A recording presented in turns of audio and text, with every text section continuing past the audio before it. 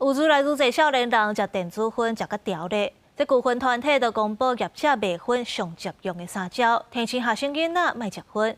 为着要减少危害，台北市也规定，这高中以下校园4颗位啊50公尺内是禁止卖加热烟。当挂饰、吊饰，然后挂在包包，或是当项链吊在脖子上。来，我帮你戴。包装做高主要配件或者是流行商品，想要吸引少年人的注意。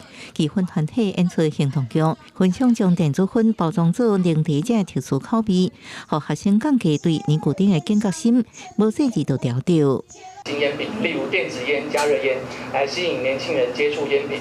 而在这些亮丽的包装下，后面可能隐藏着重大的健康危机，但是这些烟商是不会告诉你的。气氛团体用 WHO 公布的分享对少年人行销常常用的3大手段，包含透过网络赞助音乐活动这的行销，甲将烟品包装做正吸引人的七头面糖啊这流行的模样，也搁伫烟品内底增加水果等风味的加味粉，提醒学生爱拒绝这危险的烟品。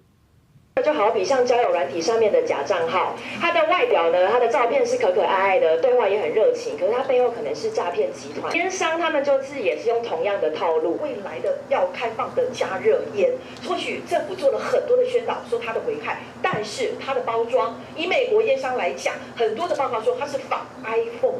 气氛团体强调，亲像加味粉，较会互人一直用，搁调调。为着这青年学生的健康，应该熟悉这生理人背后的本质。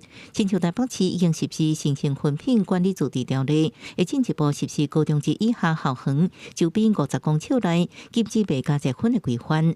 记者综合报道。